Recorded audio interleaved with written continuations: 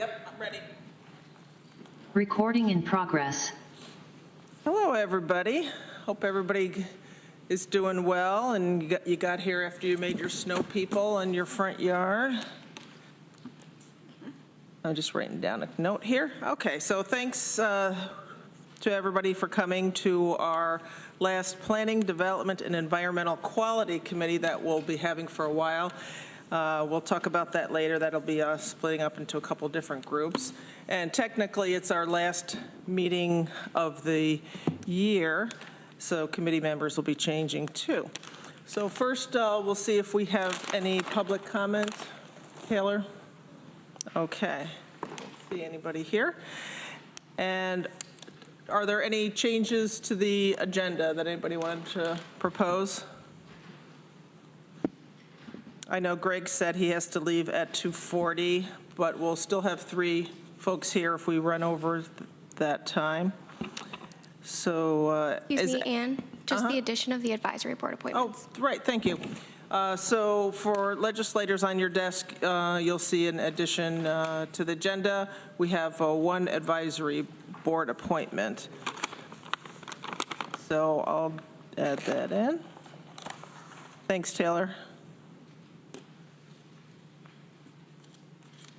Okay. Any other changes? Everybody okay with the order? Anybody else need to get going sooner than later? All right. It's great to see so many people in person.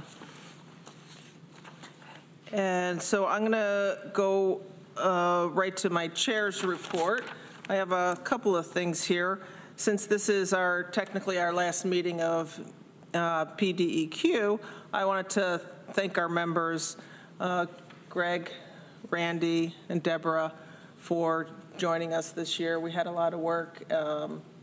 Mostly our work was supporting our departments. That was most of our work. And so that just leads into, I really want to thank our departments. We have a lot of folks here from planning, and that's I think our biggest job is to support you guys, that you do, all the work, and we just take the credit for that.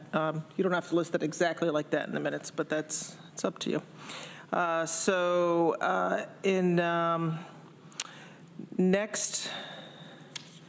In February, when we start our new committees, and if anybody needs a list of this, but we'll be splitting things up from PDEQ. So Greg is going to be chairing HED, Housing and Economic Development. So some of the things from this committee I just wanted to mention that will be going into there will be workforce development and IAED, Ithaca Area Economic Development, broadband issues, tourism, the IDA, Downtown Ithaca Alliance, Chamber of Commerce, tourism, including the Convention Center and the Visitors Bureau, Southern Tier 8, and I would imagine, it's not listed, but I would imagine the Community Housing Development Fund will report. So that'll be a pretty big committee, so thanks for taking that on, Greg.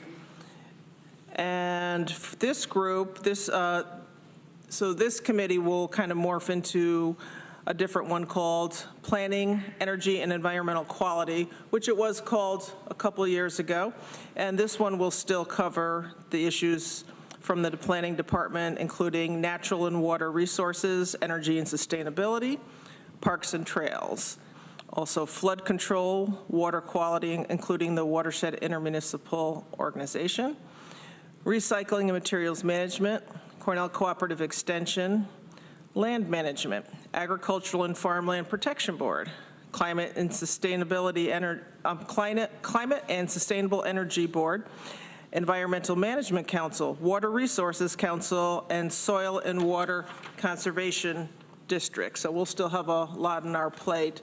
And our members, let's see, Deborah will not be on that committee, but it will be me, Greg, Veronica, let's see if I have this correct, the new legislator from District 3, and Randy.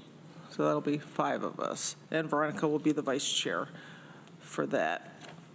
And just a couple other notes. Also wanted to thank our advisory boards. I forgot to do that for all the work that they've done to help us this past year. I'll be bringing a resolution to honor Brian Eden, who spent many years with Environmental Management Council. I'll bring that right to, it's a proclamation, so I'm writing that up, and that'll go to the February 7th legislature meeting. So just wanted to let you know, because that has concerned environmental issues.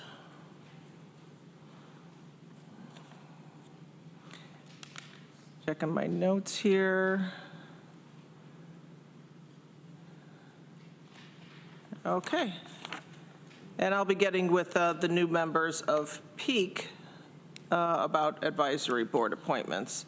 So why don't we go right into the thing that was added to our agenda, advisory board appointment.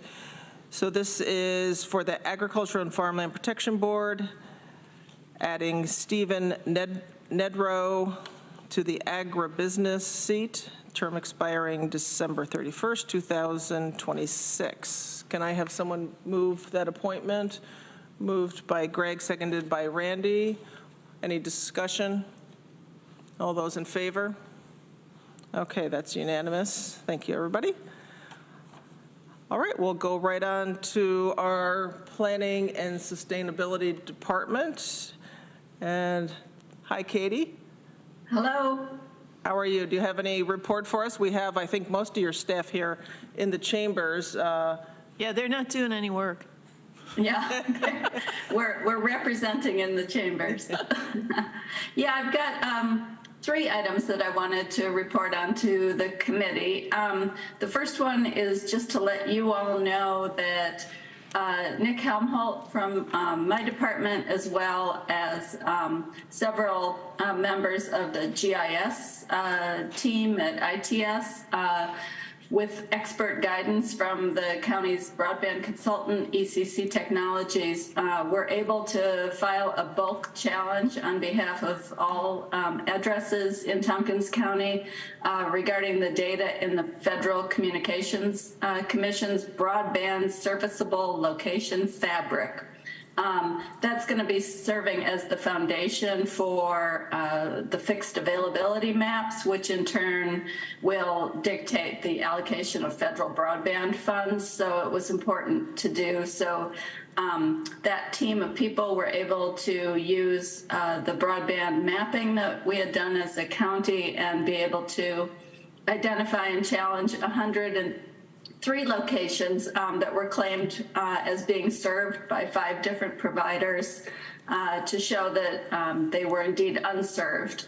So it'll get additional money to New York State to be able to address some of the gaps. And just really wanted to highlight the importance, and big thank you to the legislators for funding that consultant service because they were able to really help us. It was very complicated, a very short turnaround, and things had to be filed just so to have it accepted. So wanted to let you know that.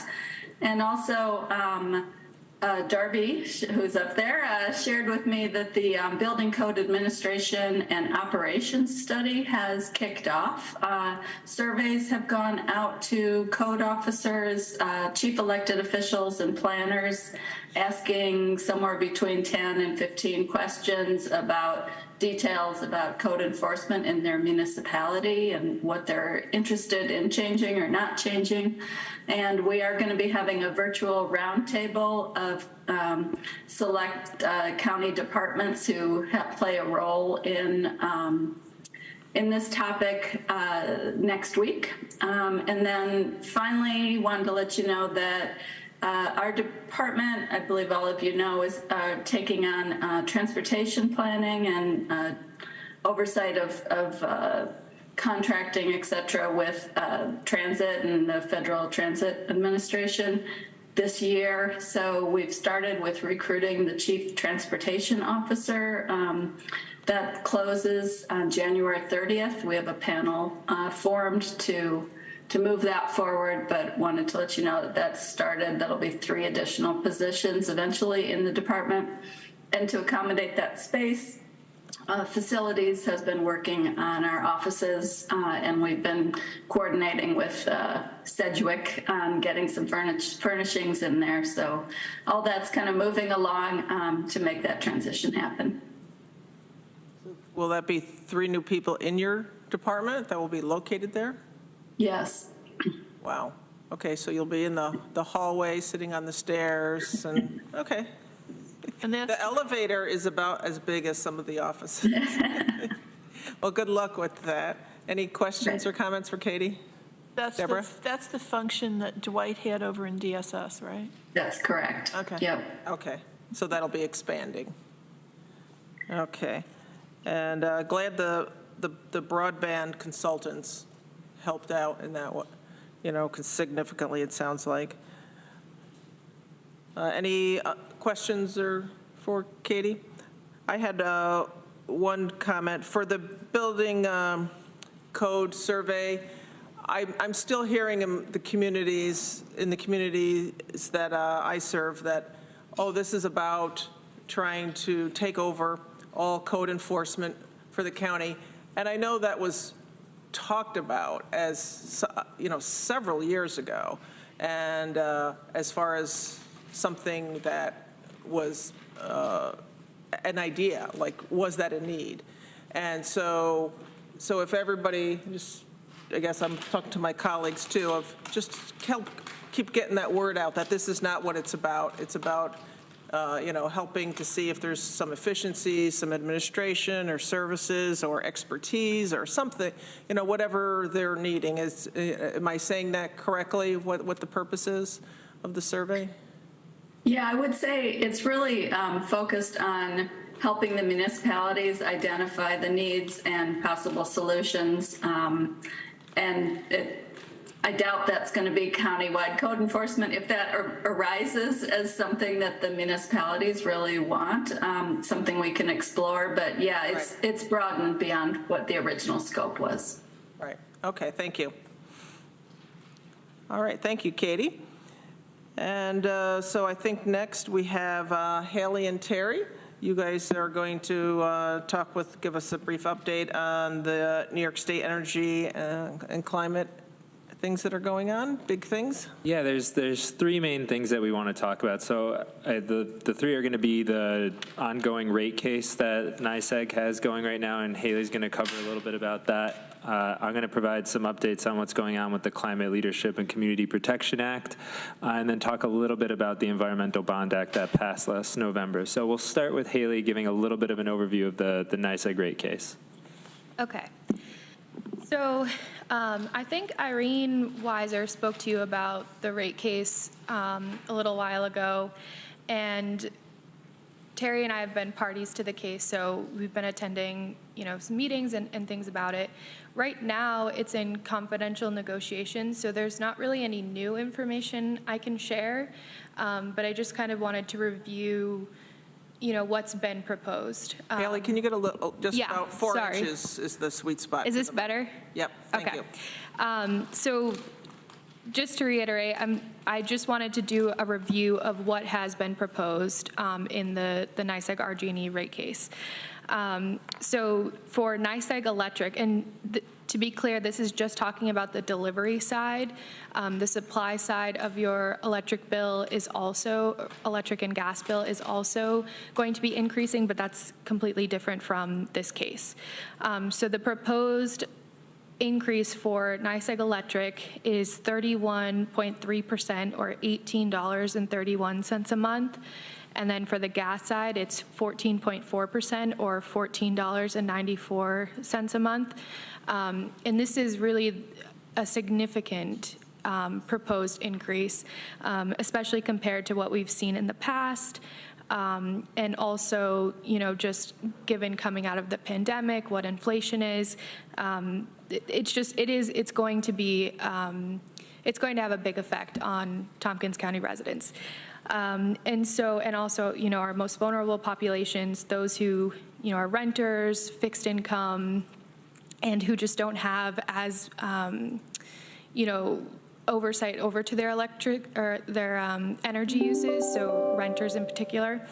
And so just kind of wanted to come here and, talk about what we're doing, because I don't know exactly when a decision is going to come out, but just so you're aware and you can talk to constituents who are definitely going to, feel the impact of whatever comes out of the case. Terry and I have been participating and advocating on behalf of, Tompkins County residents and our most vulnerable populations. There are some things that you all or constituents can do. Anyone can be party to the case. And there's a couple of different ways you can do this. You can, get involved like we have by attending meetings regularly, which is a big investment of your time, or you can just sign up to get on the email list, or you can just log into or you don't even have to log in. You can go to a website, which I can provide for the minutes, and just take a look at what's public and what's been happening. So with that, I'll take any questions, but just wanted to give a little update there. Thanks, Haley. Any questions or comments for Haley about the rate case? Randy? Yes, just what do you think is driving, what's their explanation for needing all these extra funds? I think basically how the last rate case ended was, it was like March 2020. So COVID was, just had been announced. And so that case was kind of like rushed to a close. And really they didn't get their full, what they would have been wanting for a rate. So it's kind of, that's coming around now where they have to collect on what they missed out from the 2019 case, which ended in 2020. Are they must be saying their costs are increasing a lot. Yeah. So is it extra staffing or what's their explanation? I don't want to bother reading it's it. hard to go into detail on the specifics because it's kind of come out in the confidential side of the case. I don't know. Yeah, it is tricky because we are privy to some confidential information. We can't really share it. We know from the public side of it that they've talked about investments in vegetation management. There's obviously the inflation aspects. Transformer prices have gone up. Cable prices have gone up. They're still trying to work out the investments from the smart meters and what the impact of that is going to be as well. So I think there's a lot of factors. I think the driving factor is, as Haley said, though, a lot of it is the costs that were incurred in the previous rate case and them not being able to collect the full amount that they would have necessarily collected before. And so it's a lot of deferred expenses that are now the bills come to pay for them. Deborah? So what's your read on the mood of the PSC? I realize it's sort of like a guessing game, but. Again, there's the counter proposals that come from staff and negotiations that we can't talk about. All we can really say is what's been publicly out there. And I think when the rate case was announced, the governor came out and said that the rates were too high. She chooses the commissioners that are on the Public Service Commission, so one would think that might lend that, but we'll have to see what ends up coming out of the negotiations. And certainly Haley will be back to talk about that at that point. And Terry will be moving to work for the United Nations. Excellent. Diplomacy. Excellent. Yeah. Well, thank you for working on that and giving us the report. I know it's very complicated, and I know there's also push from some sides too to, for instance, you mentioned vegetation, that people are, I don't know if there's documentation on it, but I know at least at my house I've been tracking it as much as possible, but just more, and I've gotten a lot of calls from constituents that are having repeated power outages, and so thank you. All right, so the next thing we want to talk about was the CLCPA, the Climate Act. I came to you all, I think, probably midway through the spring last year to talk about the scoping plan that had been announced. We had done some comments. We provided those comments to you and talked about them. We got some feedback. That scoping plan was approved in December of 2022, so last December. there were some changes that were made to it. Some of them even fell in line with our comments. For instance, Randy, you had talked about the mobile homes when we were here last time. They didn't directly include mobile homes in terms of energy efficiency, but they did include them in terms of a resiliency perspective, so that mobile homes should be looked at from a climate resiliency perspective. And there was a small piece of energy efficiency in there, but it wasn't the main driver. I think mostly they were looking to make sure that we're not putting new mobile home parks in flood zones, for instance, and that they'd be more resilient to extreme drought if they're on wells and things of that nature. So that was a piece that we saw. On clean energy siting, we had made some suggestions about involving more local governments, and I think they included some pieces of that, including working with regional entities and counties to identify priority development areas that would be appropriate for clean energy siting. What that will actually look like, we don't really know, and I think that's the name of a lot of this stuff that's in the scoping plan. Is it's now enshrined as the path that New York's going to take. But in terms of next steps, we're waiting to see from different departments at the state level what their guidance is going to be. So what are the regulations that DEC is going to put out? What are the programs that NYSERDA is going to start? What is the Public Service Commission going to ask the utilities or other entities to do? The big thing that you may have seen in the news coming out of the scoping plan was also a proposal from the governor's budget, was a proposal to start looking at a cap and invest program this year, which is something we're obviously going to want to track and inform the legislature on. The idea is essentially putting a price on emissions and then finding a way to bring some of that money back to consumers, especially residential consumers, in the form of a rebate. More details than that, they haven't provided. It's going to be looked at this year. We expect to probably see something towards the end of this year in terms of what that will look like and in terms of when it'll get implemented. I certainly wouldn't expect it this year. I'd be surprised if it even happened next year. So we'll have to wait and see on that end. But otherwise, it's a little bit of a holding pattern right now. In terms of what we'll do is we'll continue to track this. We'll continue to inform the legislature of things that especially could impact county operations, but that will also have an impact on our residents. I would say if there are legislatures that want to get involved or want to make comments, I mean, there are certainly aspects that I think people will want to weigh in on. The dates of when we'll be fully electrified, for instance. The Building Code Council is going to have to pass new building codes in order to do some of this stuff. There's going to be opportunities to comment on that end. The Cap and Invest program, there will be opportunities to comment there as well. The grant programs, the regular state programs that will come out, we'll look for opportunities in them, and we'll make sure that we're capitalizing where we can. But for now, it's a little bit of waiting and seeing what comes next. Unfortunately. So we can't be proactive, we'll have to be a little bit more reactive. So. Thanks, Terry. Any questions or comments for Terry? I had one that I was speaking to Katie about. Is there anything else, I wanted to ask for you and Hallie, is there anything else that you think we should be doing at this point? You talked about residents.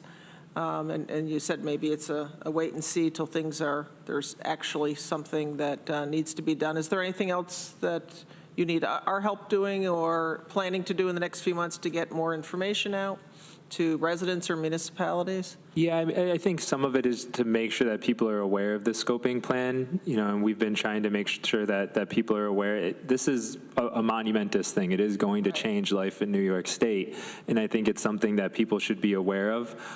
It's scary. Change is always scary, but I think with understanding lessens some of that fear, and so I think making sure that people are well educated and properly informed on what is to come, and also the education and the resources that are out there. So, Cornell Cooperative Extension got awarded, what was it, $3.6 million or something along those lines to start a clean energy hub, and provide advice to residents and to businesses on their clean energy choices. I think, helping people be aware that there are opportunities to not only become more informed, but to take advantage of resources and incentives on both the education and financial side. I think that's something that everyone should be doing, not just, obviously legislators and us as planners, but I think anyone that knows about it should sing about it.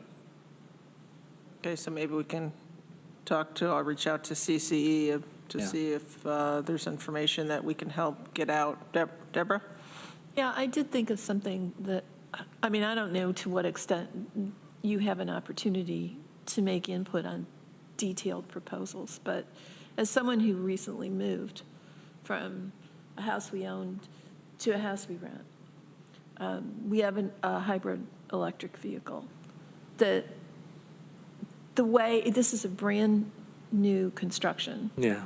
The way it was built, they are not accommodating charging electric vehicles particularly well.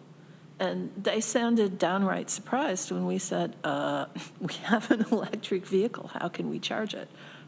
They don't, they're not building beyond the 220 limit. They're not providing convenient outdoor outlets. I mean, this is an intersection between the building code and our efforts to electrify everyone's vehicles. So that might be something that they ought to be paying a little more attention to. Yeah, and in the last building code, my understanding was they were supposed to be making sure that all buildings were EV ready, by running the conduit and having an easy hookup. Whether that then translate to having charging stations, actually installed after the fact, I think remains to be seen. The charging station in the rental population is going to be an issue in Tompkins County. We have a lot of renters.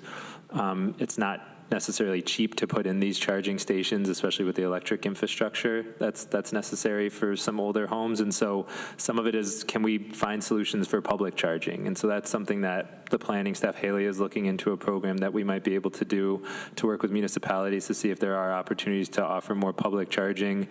We met with NYPA last week to talk about, can we get some fast chargers in Tompkins County? We have the highest per capita volume of electric vehicles outside of New York City and Long Island, and yet we don't have any fast chargers outside of the Tesla superchargers. Which we can't use. Which, electric vehicles that aren't Some Teslas of us can't can't use. use, Everyone outside of Annie can't use. But, I mean, so it's some real issues. So we're trying to make sure that there are some opportunities and see what we can do to help shepherd things along. Well, what surprised us is that we offered actually to install a level 2 charger at our own expense. And we had our electrician come out. And he said that there wasn't, and I'm like an idiot, so I don't know. It had the 220 and it needed something higher. So we couldn't even install one at our own expense. Yeah. So, and the builder seemed surprised that 220 wasn't enough.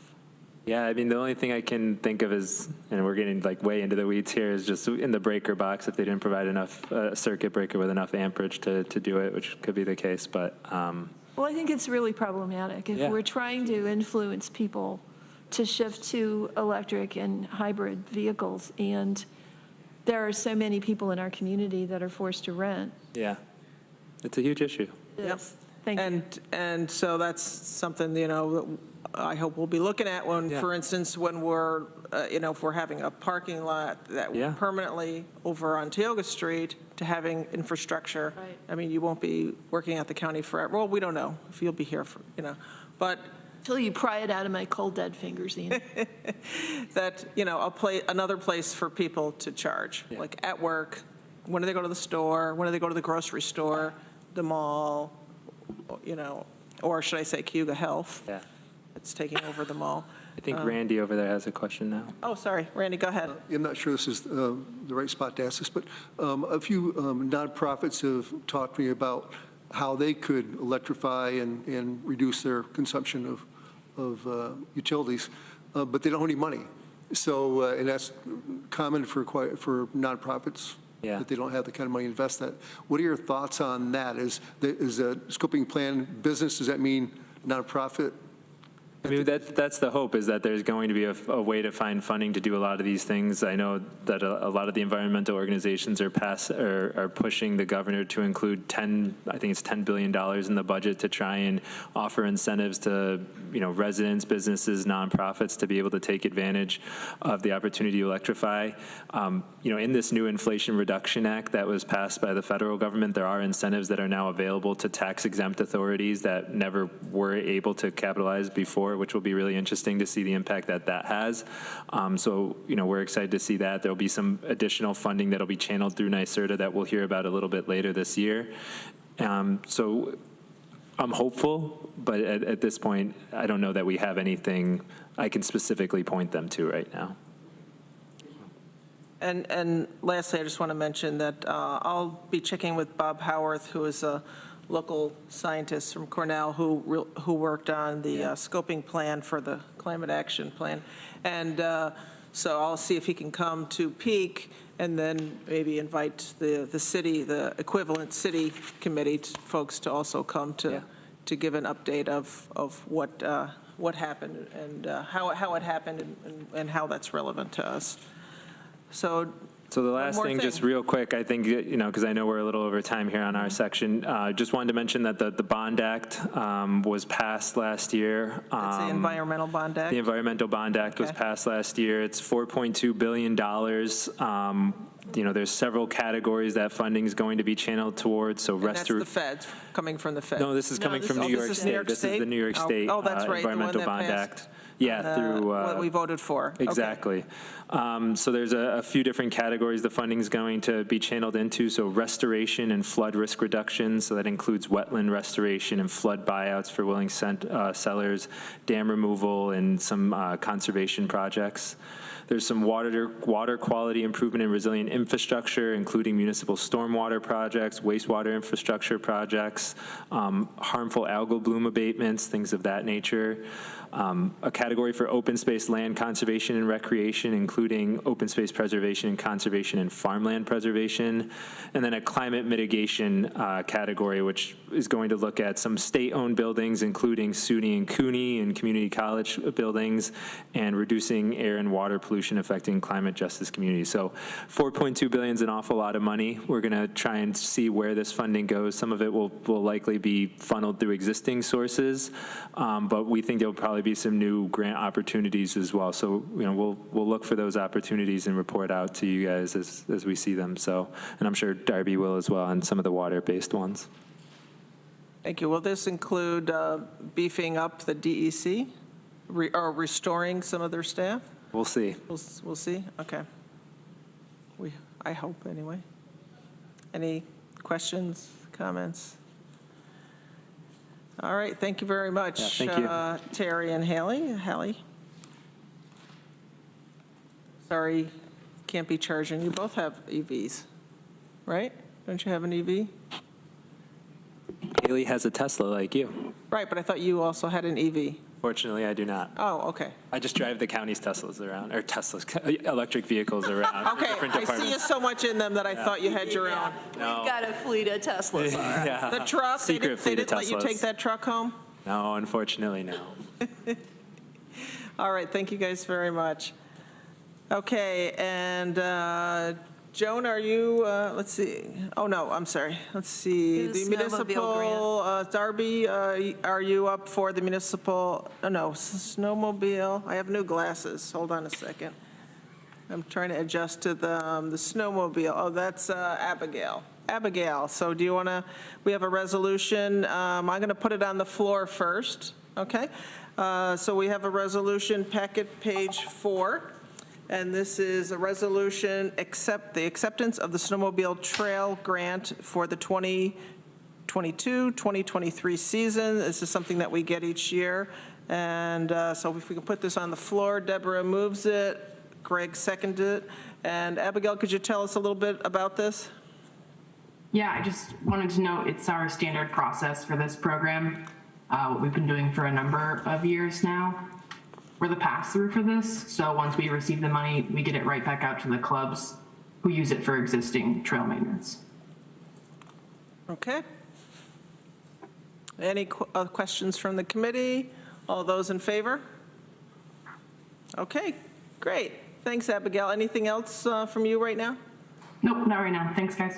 Okay, thank you very much for joining us. Okay, and let's See what's next. Municipal Parks and Trails Grant, that's you, Darby. And Yes. so are you going to need any action? I see it says an action item. Are you going to need us to vote on that or anything? We were just going to have a motion to accept the, just accept the new guidelines. Okay. Actually, they haven't changed much, but it didn't seem, because it's an existing program, we didn't have a lot of changes. I looked back in the past and, confirmed with some of the clerks and just say, can we just have it? I think it was as a voice vote. Is sufficient, but yeah, so in the packet, starting on page 7 is the memo, and then the following page are the guidelines. And we did run this program in 2019, and we kicked it off in 2020, and then had the money pulled away, so we're not able to move it forward in 2020. So we kept the guidelines very similar to what we had in 2019, except that we did change the evaluation criteria. Instead of doing a first come, first serve, we have it as we have a deadline and then some criteria to judge these applications by. So with that, I'll take any questions, or I know this is how I really got to know Randy Brown back in 2019. Yeah. Oh, so did Newfield? No, unfortunately, Newfield did not. But as you see, we did some preferences for the non-recipients of 2019. Okay. That's a good idea. There were a lot of sore feelings, I think. Any questions, comments on this before we? Just why the cap of 5,000? So that we can approve it in-house and it doesn't have to come to the legislature for approval. It as a program that we just want it to be a quick run-through. So we get the applications, review them, and then can go straight to contract with the municipalities, as opposed to having to do 10 resolutions that would have to come to the legislature for approval. And I think if, at least my thinking on this for a couple of years, if we didn't have anybody apply, or hardly anybody applying, we weren't using the money, I think maybe it would come back to the legislature and we might look at, okay, do we want to take that $50,000 and do $10,000 grants? Joan? I do want to say, when this program was first established, the $5,000 cap was set by the legislature when they created the program. Right. It wasn't our doing. Right, that's true. How long ago was it? That was in 2019. I guess for me, I look at some of the eligible projects, and it's like, what does $5,000 really do? I can send you the list from 2019 if you're interested in finding out. I would love to see it, but it just Yes. doesn't seem substantive enough for someone. It just seems like a low award amount, personally. Right, and I mean, I don't know if Katie jumped on, but yeah, Nick could talk to that. There's also the capital planning grant program through the tourism program. That they could apply for a lot more money. Yeah, I think the idea with this, because I was one of the people that, with Sigler, that sponsored this. It was an OTR, actually, initially, I believe. The idea was just to have something quick and fast and dirty for our smaller constituent municipalities to access, because there were a lot of smaller projects that they could undertake, and the $5,000 made a big difference to them. Yeah, like the town of Ulysses, help them build a bathroom. We had one in the village of Lansing. We had them, Yeah. Randy? Yeah, quite often these projects are done by the towns themselves with their own equipment and stuff, so this buys materials, and so it does help them. Right. No, I have no question that it doesn't help. Please don't misunderstand my comment. I don't know if it's, I think it could be more substantive. I think you could give an opportunity to do bigger projects or more interesting projects or cover more of the cost of the projects out of this. Just my thoughts. 5,000 just seems low in the current economic condition when, all you hear is the price of everything's going up, So I just was curious on the $5,000 cap. Yeah, and I think this is, at least thinking about it, and that when we approved it initially, it was just was to help, because smaller municipalities, supplement that money, or we are supplementing their money. So it's to kind of help projects that maybe they couldn't complete. But we could look at it different another year. Anything else? You ready? Anything else before we vote to, and what did you call it? We were going to vote to You just move to accept it. the new guidelines, and I'll do that. Deborah moves that. Randy seconds. All those in favor of accepting the guidelines, since we had a discussion already? So that's 4 of us. That's unanimous. Thanks, everybody. Anything else, Darby? No, that's it. Thanks. All right. Thanks for joining us. And then Elliot, you have next a similar thing that you would like us to approve, the 2023 Housing Affordability Grant Program Guidelines, packet page 10. That's correct. Just quickly introduce myself. I'm Elliot Benman, the Housing and Community Development Planner with DPS. So yes, we've developed draft guidelines for the Housing Affordability and Supportive Infrastructure Grant Program. We're requesting an action to accept the guidelines for a new 2023 round. Just as a quick reminder, again, you can find more information in the memo we provided starting on page 10 of the meeting packet. This is to award up to $10,000 to awards of up to $10,000 to municipalities to fund activities related to improving housing affordability and supply. Eligible uses are things such as planning studies, grant application preparation, zoning modification, others. There were 2 revisions to the guidelines I just wanted to highlight really quick compared to past rounds. So first, we added in the objectives of the guidelines, and you can find the guidelines starting on page 11. We added an objective related to manufactured homes to let people know this is one of the potential uses of the program, and that's to reflect the conversations we've been having with community partners and with this legislature about manufactured homes and their importance to the housing stock in the county. And then secondly, under the eligible uses, a little further down on the page, we've added a new eligible use, which is to identify and assess potential sites for affordable housing development and pursue implementation activities. I believe this would have been eligible under past rounds, but we're calling it out more explicitly. This might be things such as site assessments, market studies, infrastructure studies, issuing RFPs, or preparing grant applications, but for a particular site. And this is in line with DPS's effort starting this year to conduct outreach to work with our community partners to identify sites for affordable housing development. So we'll be releasing the information to municipalities early in February and accepting applications starting in March, and then on a rolling basis through September of this year. And I'd be happy to answer any questions. Thanks, Elliot. And Randy? I'm not sure this applies, but there are quite a few empty houses that have been empty. Enfield Lake has 7. Newfield has 3 that have been empty for many years. Could a grant could part of this be that identifying those properties, working with somebody like INHS to acquire them, and then to provide them for affordable housing? Would that type of thing work? I mean, yeah, in concept, that seems to me like a perfectly eligible use of the funds under the guidelines we prepared. Yeah. Greg?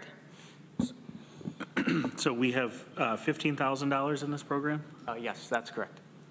Okay, I just want to point that out to my legislative colleagues. I think if housing is going to be a priority, as we heard in our State of the County address from our chair at our last meeting, personally, I think this is a little pathetic that there's only $15,000 in here for these type of activities. I think we need to put our money where our mouth is in our next budget, and we should definitely be encouraging a greater amount of funding for these type of activities. I think it's a little embarrassing on our part how low the amount is, but lesson learned in the budget process for this past year, but going forward, this will definitely be something that gets called out on my part. I think sometimes for smaller grants like this, it helps leverage, don't forget, it leverages other money and. Yeah, I get that. I mean, but if we had what we have for municipal parks and trails, in there, our commitment to this type of program and to be able to leverage even more dollars would be even higher. I mean, I understand the impact. I just think it doesn't show. This is 1.5 grants, basically. It doesn't show our commitment. That's all I'm calling out. And that's something maybe we could look at overall in HED of where is money available to help with these things. I think Darby wanted to say something, and then Randy. Go ahead, Darby, first.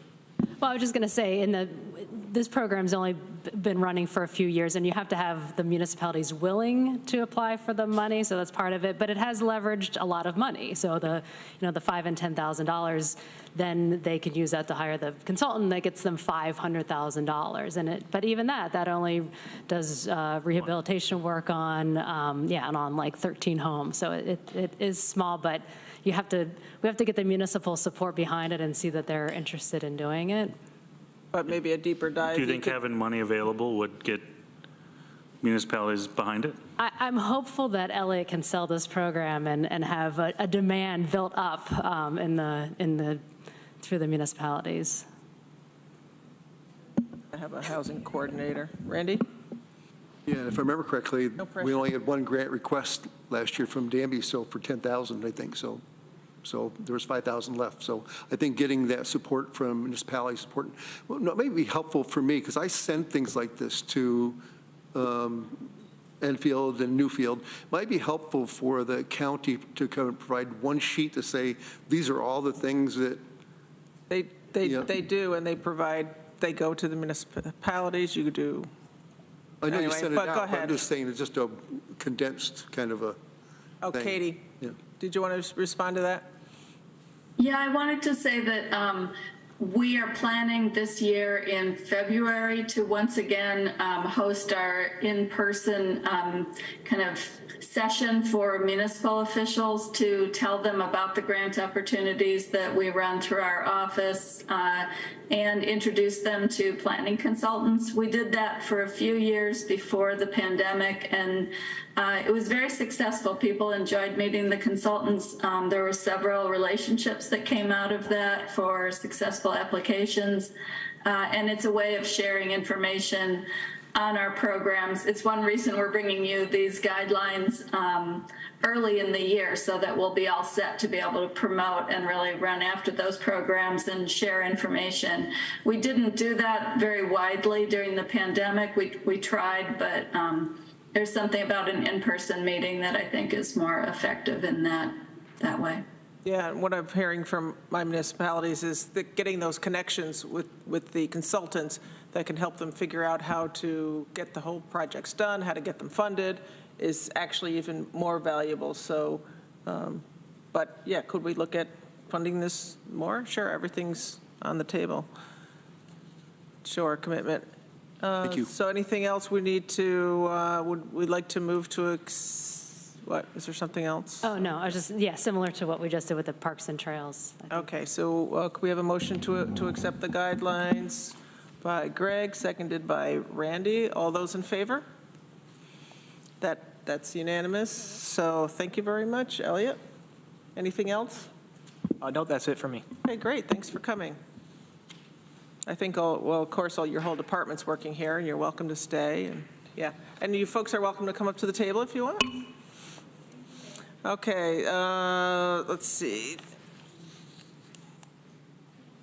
Joan, I think you're here to talk about the resolutions. Maybe I'll put that on the floor. So we have a resolution, packet page 12, and so why don't we ask somebody to put this on the floor. It's called, it's the budget reappropriation of grant funds to the 2023 budget for the Business Energy Advisors New Construction Program. So let's put that on the floor first. Moved by Deborah, seconded by Greg. And Joan, would you like to tell us about that?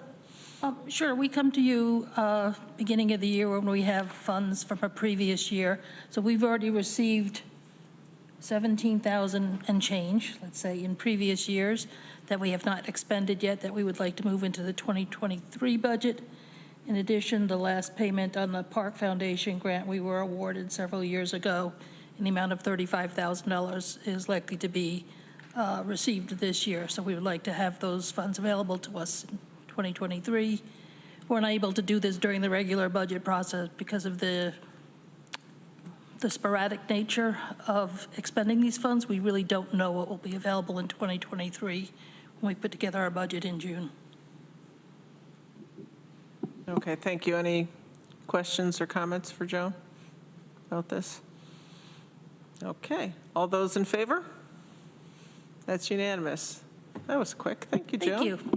I was thinking as we were talking about some other things, and it was brought up, I think it was Randy who brought up about nonprofits. You know, it's like, too bad this program isn't also for nonprofits. Is it just is. for businesses? No. Oh, it is for nonprofits It's basically too? for non-residential, but Haley knows more about the program. Oh, Yeah, I mean, really the main criteria are major renovation or new construction projects can come through this program. There's not, it's basically to get the technical assistance. So, you know, if they have plans in the works of what they're going to do, they come through our program and they, you know, get a bunch of different options for, you know, this is what it would be like if you did heat pumps or, you know, XYZ. And we kind of work with them to figure out what they're trying to do.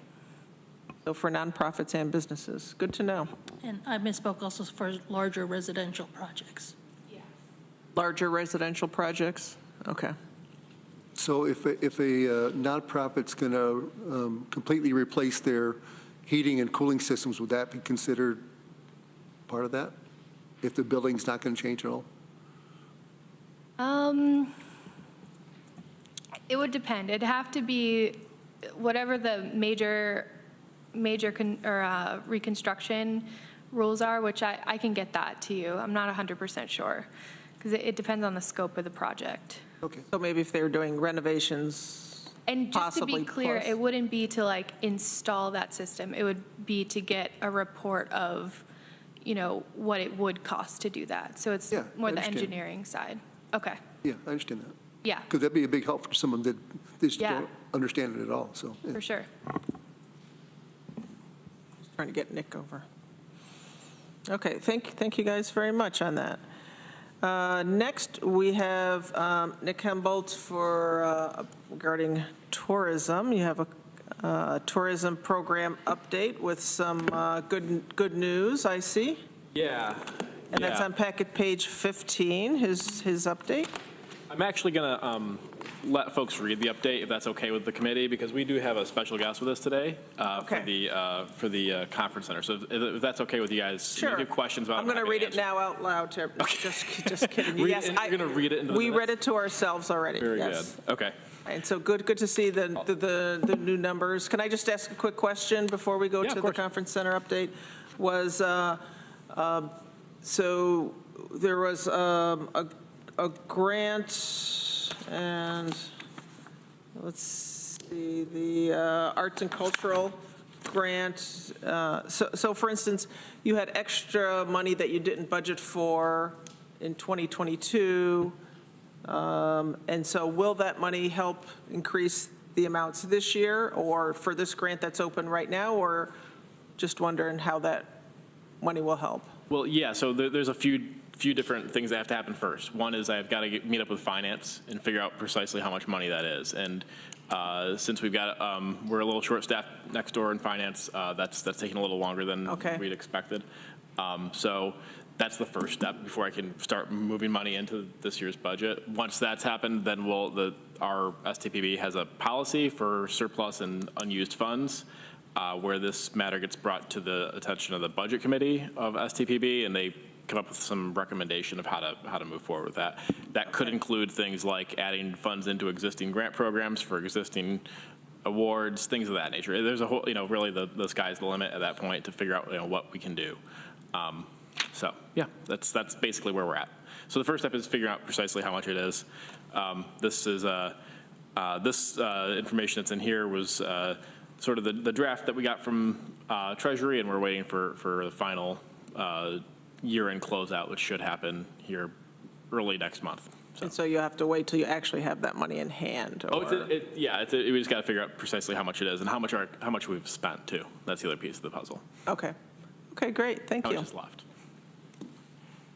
Okay. And you guys are welcome to come up to the table since we'll be talking about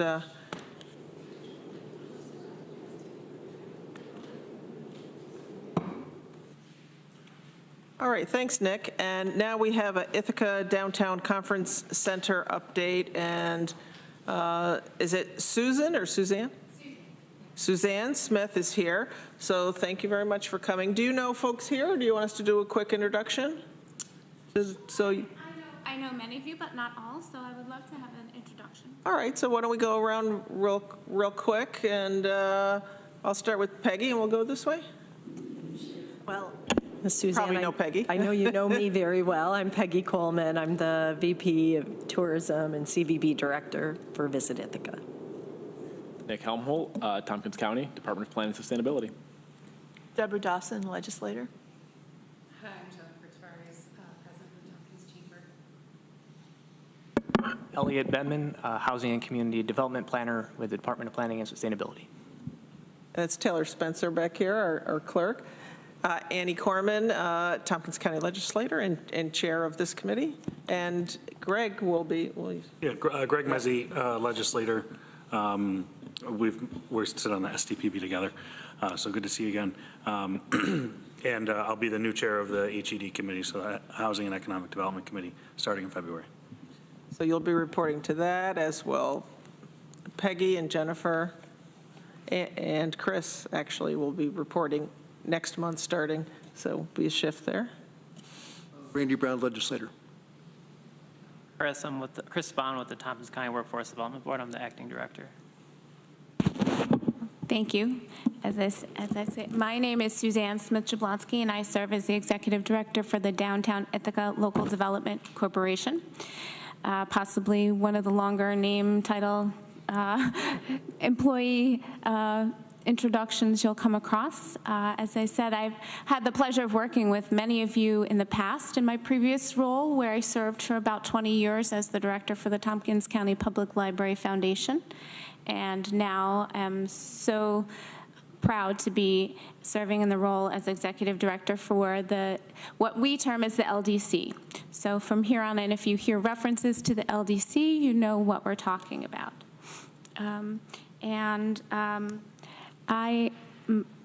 Okay, so I think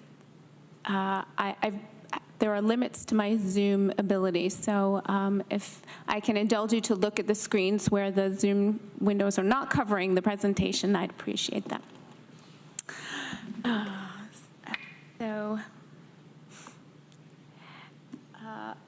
So we wanted to take this opportunity to tell you a little bit about the progress that's been happening with our conference center project over the past little while.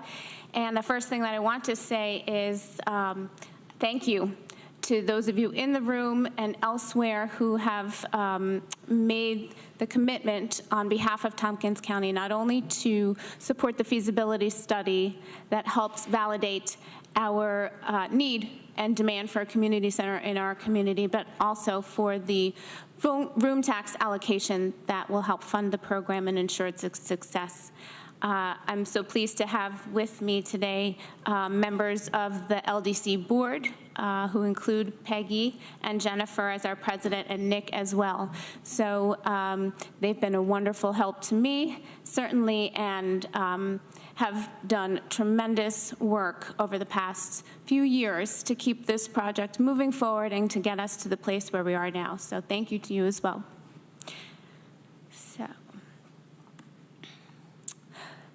The first thing I wanted to tell you a little bit about is the Downtown Ithaca Local Development Corporation. So as I'm out in the community in my position now over the past few months, it takes a moment or two to explain our structure and our role and how we're organized.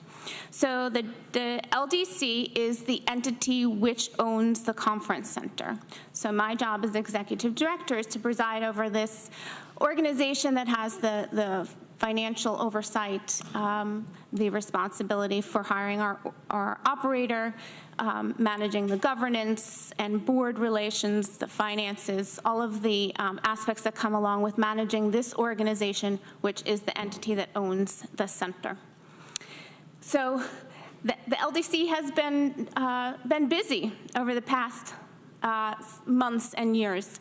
A focus has been on the incorporation and getting the bylaws and articles of incorporation and all of the component parts of the LDC in place.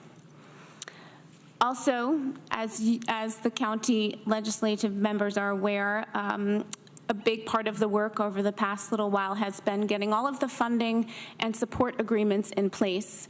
Our project is a wonderful example of the kinds of partnerships that we see so well, happening so well and frequently in our county, which I think we all have a lot to be proud of for.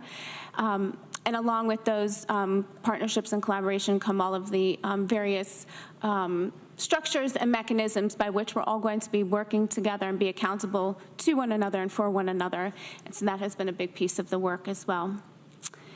And the LDC did bring on board ASM Global as the conference center operator, and I'll have a chance to tell you a little bit more about them shortly. And then, of course, the organization brought me on as its inaugural executive director about midway through 2022. And I serve in that role in a part-time capacity. And as we look to the future of our project and get closer to launch, we'll become even more immersed in this work as executive director. So, construction progress. Those of you who've had the chance to pass through or even be in the vicinity of our downtown area have seen the cranes high above our site on Green Street. This is one of the bigger construction projects in the upstate New York region, and we've been very fortunate to be able to keep that progress on track and on task, especially given what you know to be true in other sectors of construction and other industries in terms of the impact of labor shortages and supply chain issues. And it is to the great testament to all of the parties involved in this project that our construction project is moving along. And it's very exciting. Once things start coming out of the ground and folks can really start to see that progress, I'm hearing more and more curiosity, enthusiasm, and energy around the project as it becomes a more visible entity. So you can see there the crane hovering above.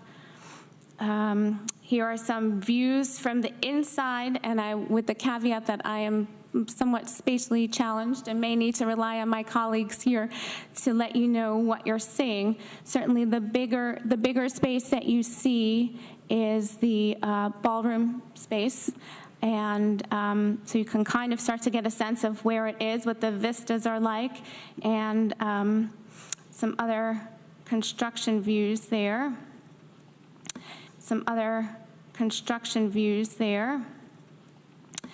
And you can see that our developer and construction crew and all of the folks there are working very hard to mitigate the effects of working in an upstate winter through coverings and heating and all of that to keep progress moving along even in these challenging winter times like today. Could I pop in for just one second? Please. Correct me if I'm wrong, the ballroom main space is a clear span. Yes. So what that means is there's no columns or pillars or view obstruction, which is a pretty impressive engineering feat to develop a space of that size with clear span views within the room and then be able to build on top of that. So it's pretty impressive when you know what's going on there.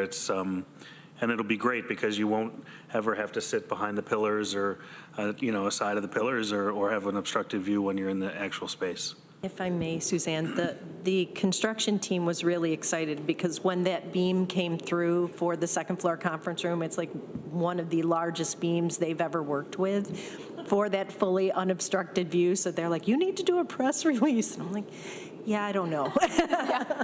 Well, I would have liked to have seen it. Wonks out there, yeah.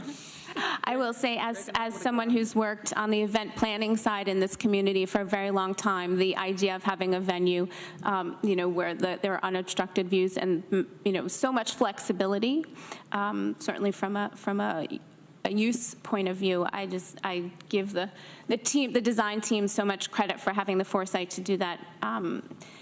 Because, like you say, no one wants to be the one sitting behind the pillar or, trying to not being able to see or hear. So that to me is just indicative of the level of detail that I've seen in my, as a newcomer coming to the project and being able to speak to just like I say, the level of detail and planning that's come to ensure that this really is the world-class facility we want it to be has really been quite impressive. So, show you just a few more views, keep us moving along here. Again, you can just see those orange tarps are for warming purposes. So, perhaps more importantly, where are we in terms of our construction relative to our calendar? So you can see our project manager has shared with us the construction milestones we should anticipate in the coming year. And so as all remains on task, we're anticipating opening the center in January 2024.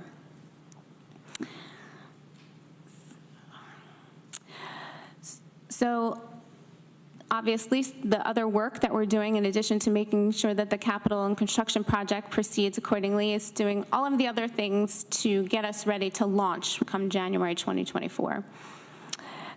So one of the first things we've done is to our partners at the Convention and Visitors Bureau, who have been just the most incredible visionary force for what this center is going to be and do, have worked with us to put together this Ithaca Downtown Conference Center splash page. And so we can click this here. Should be able to click it.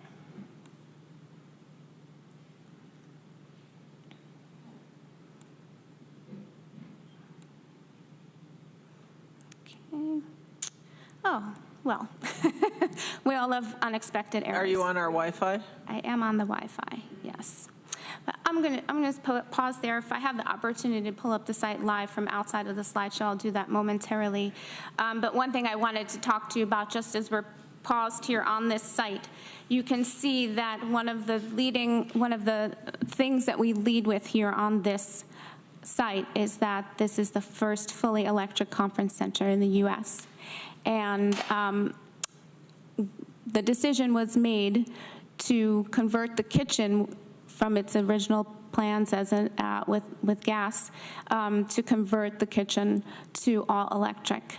And because of that decision, we believe we have this designation as the first fully electric conference center. Our partners at ASM Global, who clearly know the industry around the world, have indicated to us that there is not another that they know of. And as our conference sales manager, Lisa Connerton, and others are out talking to prospective meeting planners and talking about the project, we are hearing that this is a huge selling point. This is something in tandem with the county's reputation as one that takes sustainability seriously and offers lots of opportunities to really not only enjoy the outdoors, but also to live and experience what a sustainable community looks like.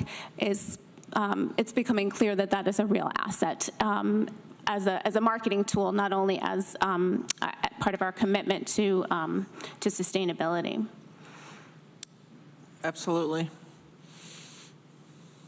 And then ASM Global, as I mentioned before, they have over 350 venues around the world, and we are working with them in this pre-management phase, if you will, where they are giving us the benefit of all of their expertise and experience in all areas, from getting set up to how are we going to position the center, to what are the tables and chairs and smallwares that we need to think about now to make sure that this center operates as efficiently and is as welcoming and the operations are as seamless as possible. Suzanne, can I chime in a question? So the ASM Global Company, they're going to, they're helping with the planning plus operations? That is correct. Okay, plus operations once it gets open, okay. Right, so right now we have two separate arrangements, two separate ways in which we work with ASM. Right now we're in the consultation phase, and then they will be in the operations phase once we transition to opening. Seems to make sense that to have them there versus have somebody else plan it, and then you have a company that actually runs them, comes in, and somebody else has designed it. So I like that. Yeah, it is a real benefit to, when you're starting from scratch, to have all the players around the table right from jump. And again, their expertise down at the micro and macro level has really been an asset to the development of this project. And to share with you where we stand on the capital side of the project budget. You can see this is our most recent budget projection, looking at just under a $5 million projection, and have kept, amazingly, have kept within the same budget parameters from March to January, and this is even taking into account the changes I referred to in terms of the kitchen electrification, and is a product of some real diligence on the design, construction, and management side to be very good stewards of our capital project budget. And you will see a contingency there that is a healthy contingency, but it's also one that we anticipate the possibility of needing to tap. Hence its location here is contingency. But again, we feel the progress and the where we are on track with the budget relative to what's left of the project, we believe is on track. I just wanted to clarify something, and I'm sorry, Suzanne, that I didn't comment on this when I was reviewing the slides. So this is just the LDC's budget, our soft cost and fixed cost portion of the budget. The actual entire project is a $34 million project, and we have a $28 million contract-ish, I'm rounding, $28 million contract with the developer to build the project. So we have multiple budgets and multiple ways we look at certain buckets of money and different numbers, and so this is just the LDC's portion that we're responsible for, that we had to fundraise and seek grant support for, et cetera, the things outside of the main developer construction budget. I just wanted to be sure. I don't know if I apologize if you were going to clarify that, but yeah. No, I appreciate sure. The qualification and clarification. I joke that I've been around long enough just to be dangerous. So. And you all have the wonderful honor of being among one of my first presentations. So I take all of the friendly suggestions and clarifications that you have to offer. Thank you. So we've noted down below, as Jennifer alluded to, we have two funding streams in particular that have helped this project, one of which is the Empire State Development Grant, and we have just reached the first milestone for seeking the disbursement package to be activated. And we also were nominated and approved for a Housing and Urban Development EDI Community Project Fund. The city is the recipient and the LDC is the subrecipient, and that process is ongoing as well. So what's the EDI? What is EDI? I can jump in. It's probably more commonly known as an earmark. An earmark grant? Yep. All right, thanks. Yes, so. Greg has to run out for another meeting. So. Thank you for the presentation. But luckily it'll be on Zoom. So Thank you. Yes, and Thanks, Greg. And you can see our final slide coming soon, and I will take a peek at our time because I know we are a little bit over time. So I can pull up the website and we can look at it for a minute together, or you can simply visit ithacadowntownconferencecenter.com on your own. Go ahead if you get. Agenda. Chris, are you okay? We're going over a little bit? Okay. Take your time. Yeah, we have till 3:30 altogether, so we're okay. Thank you. If I take a moment just to stop my share and pull up the link, and then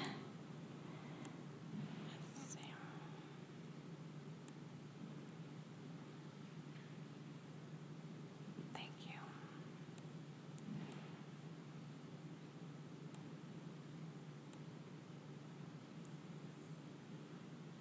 Yeah. So, as I say, this is our splash page for the conference center, and so it provides a wonderful snapshot of the ways in which we are presenting our community to prospective event goers and meeting planners. As I mentioned, we have our fully electric conference center as the leading benefit that we're promoting. But you can also see here in these various tabs more about the facility. You can see the floor plans here, and so it provides folks the information they need to start to envision what an event or meeting in our space will look like. Our folks who are out there sharing the news of what the Ithaca Downtown Conference Center has to offer are telling us that the flexibility of the space, I think, is a real asset as well, to the fact that it was designed with the malleability to configure spaces to potentially have multiple events at once. Again, is a testament to the forward thinking of the folks who really thought about how this space needed to be used and made sure that all of those considerations were taken into place. So I would encourage you to spend some time, if you'd like, to look more here. And again, we are at this point in time also encouraging any if you have professional associations or groups that from out of the area that you are typically affiliated with. We're in the stage of trying to have those recommendations shared with us. They can come to me, they can come to Peggy, but I will make sure they get to the right place, and we really want to be sure. We're enlisting you as our partners in telling folks about what a wonderful destination this is going to be. So with that, I'll leave it there, and I'm happy to take any questions. Thanks. I just wanted to say two quick things. So that the website seemed pretty easy if we to remember. Ithaca Downtown. I was Ithaca Downtown Conference Center. Ithaca Downtown Conference Center.com. So that'll be in our agenda, and I'll send an email to the rest of the legislators with a link to this Zoom meeting, so they can get updated. So this will all pass this information on. This is really helpful. So I had a question, and for reservations. So if we talk to an organization and refer them to you guys, but they might want to know, like, when are you taking reservations? Like, is it for 2024 that they can make reservations yet, or? So I'm going to answer that one. Sure. So we are actively selling the conference center now. So we do not say comfortable. We don't feel comfortable booking anything prior to January of 2024, but we are entertaining pieces of business from 2024 and beyond. The biggest thing is remembering that this is an economic development tool for the whole community. And so when we're evaluating pieces of business, we're looking at where we can have the biggest impact and return on investment to the whole county. So the CVB is looking to book things further in advance, so anything 2025 and beyond. Sure. The one thing that we also want to share is the conference center portion will actually be done before January of 2024. We'll be doing hard hat tours probably starting late summer, but because there's going to be 5 more floors under construction still, we just didn't feel confident that we should be booking events into that space with the potential of construction noise and difficulty getting in there. So we're absolutely looking forward to that, and if anyone has any groups that are interested in booking, please see me. And they're going to be breakout rooms, right? The conference center is on 2 floors. The largest space is the ballroom, and that subdivides into, I believe it's 7 different sections. On the first floor is our meeting rooms that subdivides into 4 sections, as well as an executive boardroom. We also have extensive pre-function space. So it's very possible that we could be doing multiple things on multiple levels at the same time. And will this, I know as an economic driver, we really want to have organizations come from the outside to make sure they're eating here, sleeping here, and doing other recreational things. Yes. But I think part of what we wanted too was for the county, when we had discussions back a couple of years ago, was there was a couple of things that was, one, to make sure it was available to local organizations, right? Yes. Okay. And then the other thing was to make sure that the vendor that was for the operations was a living wage employer. And the living wage employer, honestly, I don't know the answer to that. And Jennifer, perhaps you can help. I can give you some answers around how those discussions were handled during the process. We did get questions about that. We do think the vast majority of these jobs will qualify or will be above the threshold, although that threshold point, as you know, has moved a lot since we were talking about the project a couple years ago. A lot of the part-time seasonal jobs aren't necessarily the type of jobs. When the county looks at qualifying things as living wage, et cetera, it's referring to full-time permanent employment. Right. So the full-time permanent employment, I think we felt pretty confident would meet people's definition or expectations around that. Part-time and seasonal employment, or it's a few hours a week only during certain months. Sure, I understand. I actually still think the wages are probably going to be higher than, the threshold, but they likely won't be certified, and nor is it an expectation or requirement that they have to certify, right. Just to be clear. Right. Yeah. Okay, great, thank you, because I know that question might come up. Sure. Any other questions from anybody? I do want to encourage everyone to click on at the very top of the website is a time-lapsed construction cam.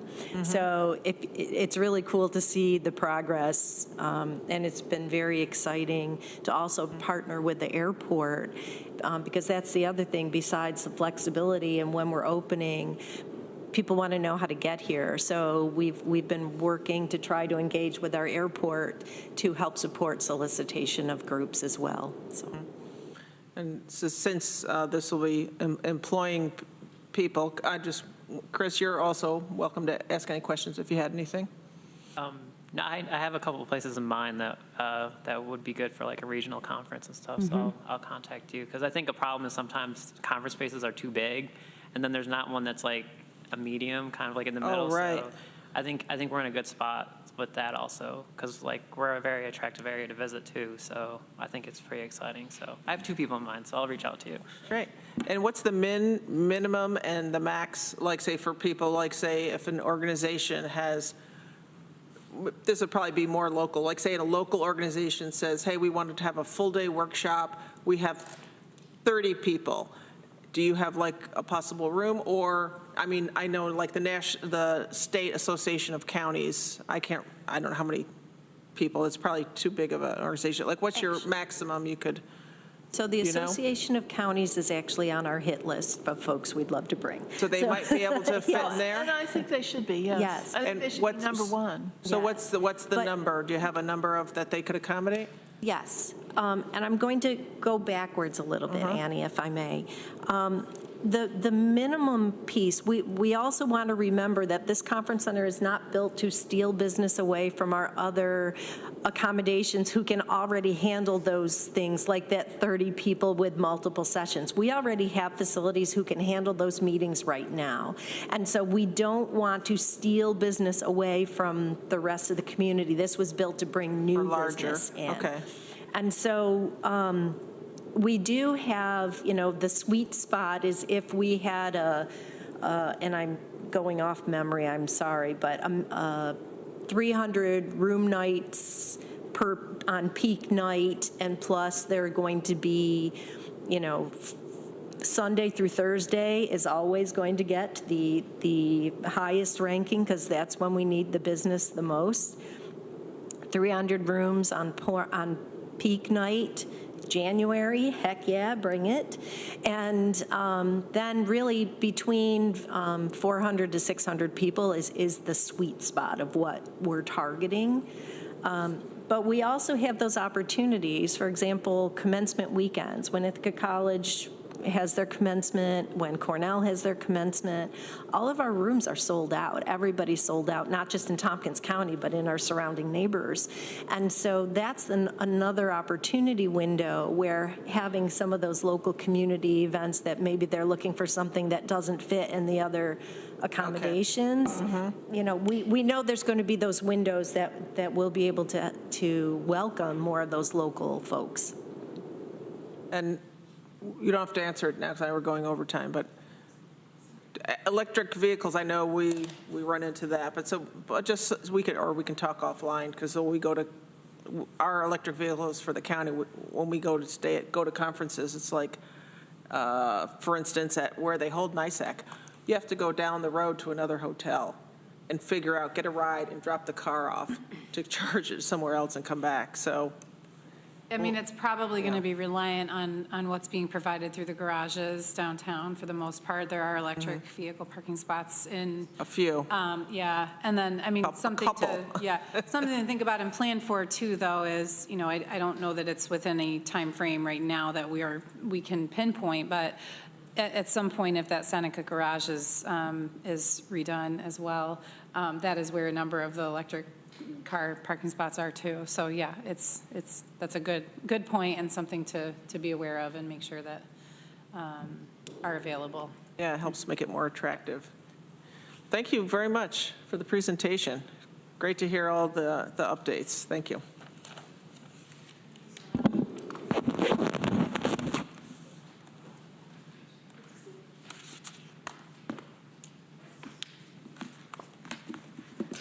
So we have next we have Chris Vaughn. Am I pronouncing your name correct? Yes, Vaughn, you're right. Okay. Yeah. And so thank you for coming. And you also, later when we split up the committees, you weren't here at the very beginning, I don't think, but we talked about next month we're going to split up the committees. So this committee is going to morph into peak planning, energy and environmental quality. And then we're going to have HED, housing, economic development, which Greg will chair. I'll still be on it, though. And so then you'll be reporting starting next month when you do want to report to Greg. So sorry for the changes, but we're trying to make things better to have more committees so that, because a lot of people were reporting to this committee before. So how are things going? You're the interim director and of a one-person department all of a sudden? Yeah, so they're going well. So first off, Happy New Year. Thank you for having me again. It's been a while, a month now. So December 20th, I became the acting director. So I thought it was appropriate just to come here and give you an update. And then, as you said, it's our last PDEC meeting, so I want to give a proper farewell. So I hope the workforce volunteers does not miss too much, but thank you for having us. So right now, it's actually a two-person department. So we have our fiscal coordinator, Diane, and I working. So she's focusing on the financial, compliance, the program administration, the oversight. So it's me and her. So we're two of us, but we're getting the job done. The lights are on. We're still moving. We're in compliance with everything. We're sending in reports on time, and everything's moving along. And just as a quick refresher, the Workforce Development Board, we really carry out a local plan that we have, and then we look at the economic conditions of the area, And then along with that, we try to connect partners like educational institutions, community-based organizations, economic development organizations, all different parties. We're just trying to connect everyone together, piece them together, because collectively we're just working towards improving the area through the workforce and the economic development. So we try to play our role by administering these programs, coming up with different program initiatives and things like that. So that's really what drives our work, our goal. That's what holds us accountable every day. So like I said, we have the program administration side, which Diane is focused, or the financial part, which Diane's focusing on. And then I'm working on the initiatives and the other stuff, like making sure partners are connected and things like that. But really, initiatives-wise, I've been just talking with different partners that we have. So Danny Zabo at Ithaca Area Economic Development, we've been talking a lot. We've been talking about apprenticeships, manufacturing, just different stuff we can do to work together to kind of like focus on different areas that need help. So we've been having a lot of conversations. We have a lot more scheduled. So we're talking again this week and then next week. So that's been very productive. Those have been very productive conversations. It may not seem like there's a lot going on right now, but we're just building the groundwork to move forward in the next couple months. So I'm very excited about that. Emergency services actually reached out to us a couple months ago, and they said that there's an EMT shortage, and yeah, that's a problem, especially It's been a problem for a long time. Yeah, so all over the county, and it's really hard for people to even, some people, depending on where you live, it's like you can only volunteer to get your experience, or you have to pay to get certification to even get involved. So it's just really a challenge depending on where you live. So they reached out, and that's another part where I'm just playing my role. Like I'm figuring out like what programs are out there, what are the needs, like what can I do to support you. So that's just another example of just different partners that I'm working with to try to help collectively just solve a problem. So that's on pause right now because they're about to hire, I forgot what the position was, but like a project coordinator or something. But once they get that person in a couple months, then we're gonna come back together and then hit the ground running. So I'm pretty excited about that. I wonder if having more facilities, like say the conference center, could help, draw more training here. Because I know for whether it's CDL licenses, or the EMS training or firefighters, police, they have to spend a lot of time and money to go different places around the state to get their training. So I'm always just thinking if we can figure out how to offer some of that more here, it's quicker, less time for our employees, to get that training. Oh yeah, I completely agree. Mike, the department head, was saying that also. It's just it's like so hard for people to just get their foot in the door, and that's what we're really trying to address. Yeah, and it just opens up you to other opportunities. Like you necessarily don't have to be an EMT person for your career, but it can open up to medical. You can be a police officer. There's all different ways you can go. So that's like another aspect that Mike and I were excited about, is that it just opens up more opportunities for people just through that initial experience. Like it's creating opportunities for people, but then it's also a service that we desperately need all across the county. So because like lives are at stake really in these situations. Along with, for a while actually, this has been like years, we've been looking at the employee having like a success coach for people. So basically the idea is, I'll make it simple. So say there's like 4 businesses, they share this success coach. They like pay for time, or it could be funded through a grant or something. But this success coach goes around and helps people with kind of like wraparound services, other services that they may not necessarily get with their HR department. So they may have transportation issues, healthcare issues, daycare, just different things. Like this would be more like targeted towards your lower skilled workers. I don't like to say lower skilled, like they just don't have that many, they haven't had that much experience, but people who have high turnover, who face those challenges that I mentioned. So the whole point of that would be that coach could kind of just provide that support so you can increase retention and then people could have meaningful long-term work instead of just hopping all over the place.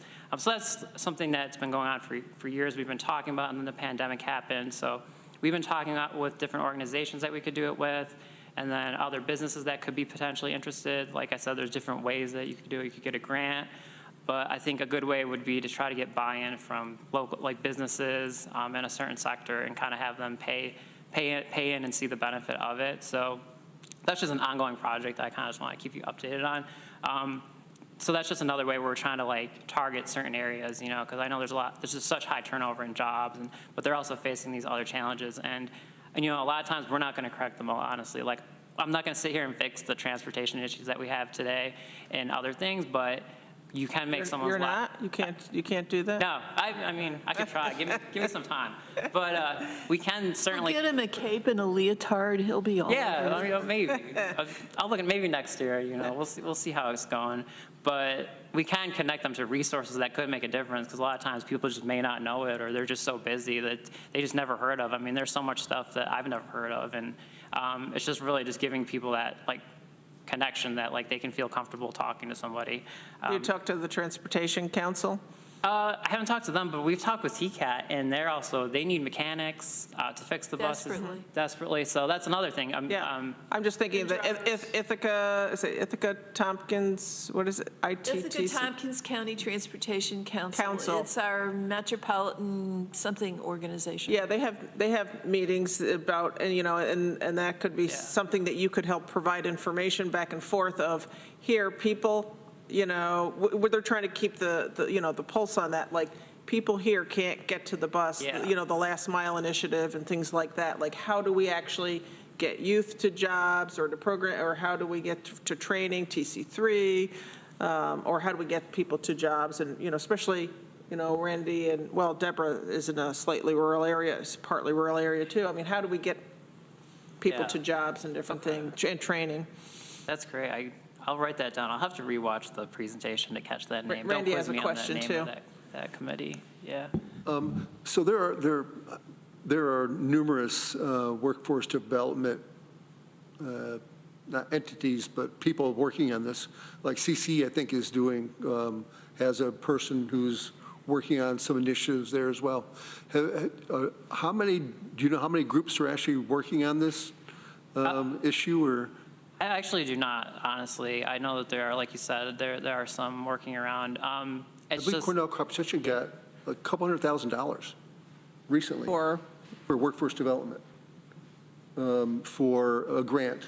I'm pretty sure, and the gentleman's name, I should remember. I'll get you at the guys. Oh, yeah, no, please send it to me. And it came directly from New York State, I think. And what's his name? God, I just remember his name. Not Graham. No. Quite a lot of people over there. Are you going to be at HED this coming year? HED? Are you going to be on the HED committee? Housing Economic Development? I'm not on that one, no. But I'll get you that information. So, okay. So my point is that he's doing some stuff. Somebody over here is doing some stuff, and so I'll get to that information. So it might be a good idea to gather the different entities that are working on that. One of the things that I find interesting too is probably the hardest thing to do when you're young is to get your first job. Because once you get a job, then you realize, wow, I get a paycheck. And then you look at, see all the taxes taken out of it, right? And then that's a real realization there. But what about working with guidance counselors and those kinds of things, and schools? They have a lot of input on kids as to whether they go to college or they take some other track. So what are your thoughts on that? No, I agree. I think that's very important. So at our Career Center Workforce New York, we have a youth team that works with different programs, and they have outreach to the schools. So they work on that on the front end there. And I've been trying my best to connect with different schools that are out there also, because I used to be a teacher myself. I understand the importance, because they're on the front line. They really understand what the kids want to do, what they need to do. So that's definitely a priority of our board also, that getting into the schools and really figuring out, building those connections. So we built some of those connections we had a manufacturing event in October where youth from the area went to TC3, and they were able to go to different tables. So like Borg Warner and different places were there, so they got exposed to different careers. So I was able to make some connections with a couple of the teachers who were there also. So I'm in ongoing conversations with them, but a lot of times, you know, sometimes I'm busy or they get busy, and it's hard to connect, but we're definitely working on it. But I agree, I think that's very, very important to do. But then also I keep in mind, like, you know, you just got to get that foot in the door just to get started, and it can be very hard for some of our youth, because a lot of times they're competing against people in their early 20s also, because they had trouble they're having trouble getting jobs that they should have after they graduate. So it just becomes very competitive when we have our youth who don't have that much job experience, or they're just not given that chance, like nothing, and they're stuck competing against college graduates and other people like older individuals who have had that exposure, that experience. So yeah, that's why I think it's so important at the high school level and even younger ages that people are doing clubs, activities, volunteering, like any sort of thing that can just get you going. Because I had to do that myself also. I know in Chicago where I taught, a lot of the kids had to do that too, because it's just so like cutthroat, to be honest. It's just, they're just not given that chance. And like you said, at a certain point, you get to a certain age, you don't have the experience, and it's like so hard for you to get involved. But yeah, just once you get that first paycheck, it's like, that's just what we want to do. And that's what you see with our summer youth employment program that we have every summer. We do that with Ithaca Youth Bureau also, and the Office of Employment Training. That's really designed to give kids like that, not kids, but youth, that first job experience and some money to help their family. Really that initial foot in the door. It's definitely it's definitely needs-based, targeted for youth coming from those communities, just to give them getting going. So that's really the purpose of our summer youth employment program, and that's something we're always trying to improve, like the work sites and things like that. So that's just another example of different ideas that we try to work on to try to attack some stuff you're trying to say that we need to address. Yeah. And Deborah had a question. Was there anything else? I had one more. I just wanted to add. I did look into CDL training, and the BOCES is not doing it. They wanted to hire a guy, and it fell through. So to my knowledge, I don't think there's any CDL training going on anywhere in the county. So yeah, I know the airport's looking at that as well as GIAC. Hopefully they can do a partnership. Deborah? Well, I'm interested in this point you're making about how younger job seekers are at a disadvantage based on not only their age, but their inexperience. And I'm just wondering if anyone has tried working with and through the local school districts to have, I've long thought that our school systems ought to be teaching financial literacy, but clearly it would be helpful if these schools were willing to teach a class in these kind of soft skills that help you get a job. Yeah, I agree with everything you're saying. Like, I think there should be a complete redesign of our educational system. But let's start small, Chris. But start small. But that's where it gets complicated, because we can have these ideas which are very important, but we kind of have to get creative in implementing them, because a lot of times, I have to go through New York State Department of Education. It's a whole process. That's where it becomes challenging. Everything's tied to funding, and it's like, you have to be, you guys are supposed to be, y'all are supposed to be teaching this certain set of things, to get this funding, and just different things like that. So that's where it gets tricky. So I think right now, we just have to be creative. So it's great to hear all these different ideas that we have, because I can just soak that in, and then when I talk to our partners at different schools throughout maybe an after-school program. Yeah, after-school program, just some sort of youth development stuff that's going on. I know Kate Shank's booth with youth services. She's big on youth development and just creating those opportunities for people too. But yeah, it's important. I know some of the kids that I've employed, for yard work and different projects, through some of those programs, which is great because their kids are vetted. They have some of the basic skills to be able to work, and so I've often gone to those agencies to get help, and then later I'll get contacted by some of those I'll say young people. I'll try and use, maybe that's a better term, from some of those young people, and they'll want a reference because they're applying for different jobs, and so I write them up a reference. So that's good. So I'm teaching them skills, and so anyway, it does go full circle for some of those programs. But yeah, I think we could always have more. So I'll let you wrap up, because I know Lisa's waiting for her turn next.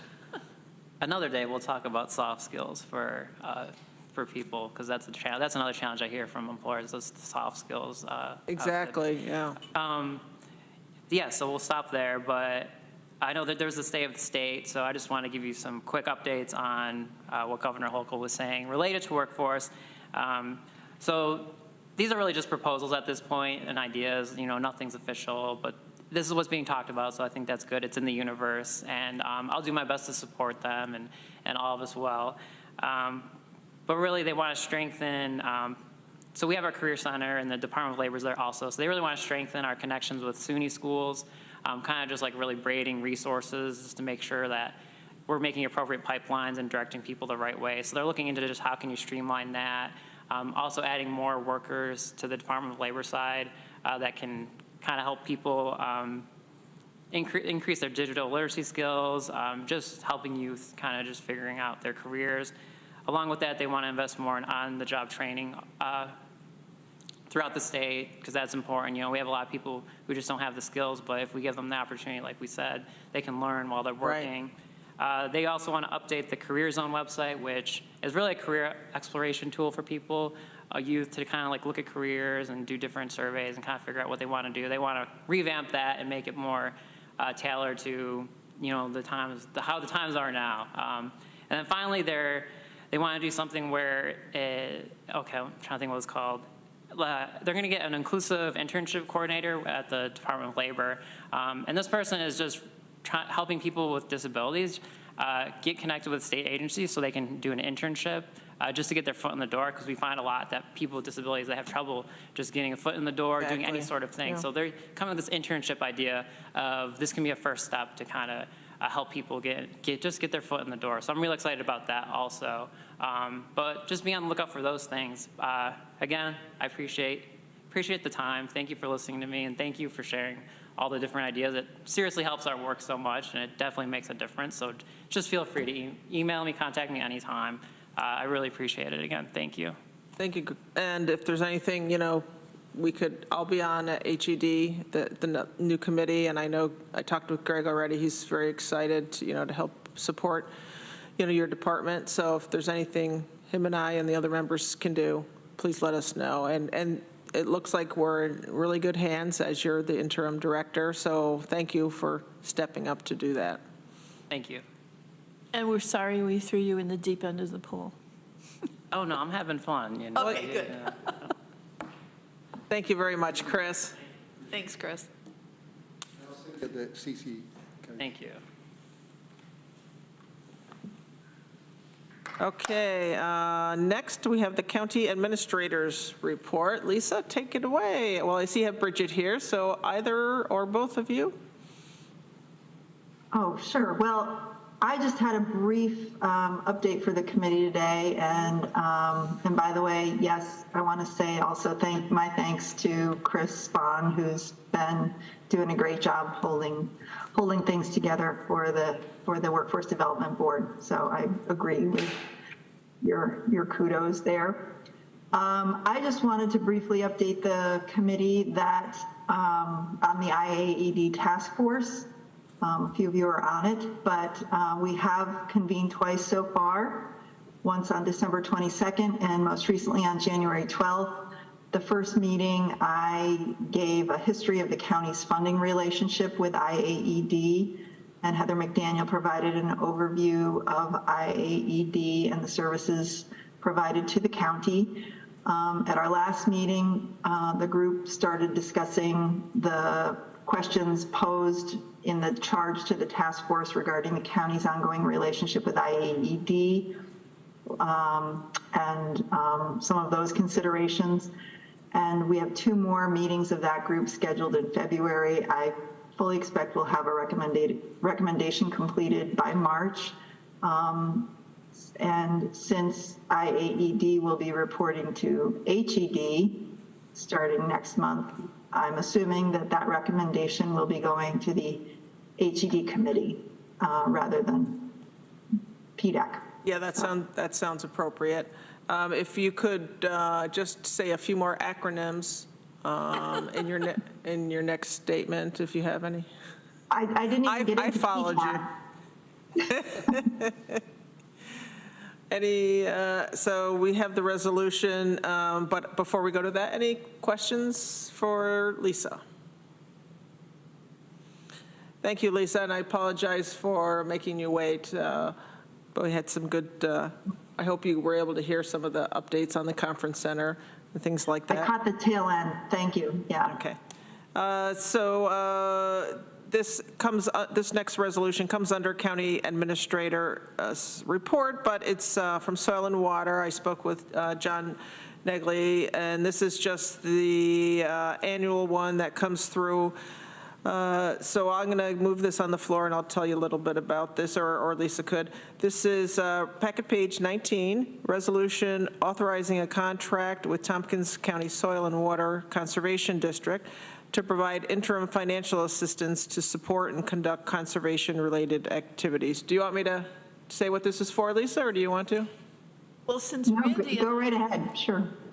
Since Randy and I are both on the Soil and Water Board, I think we don't really. You know what it's about. We don't really need to explain this one too much. All right, this is just the routine yearly one. All right, any questions, discussion? Well, we need somebody to move it.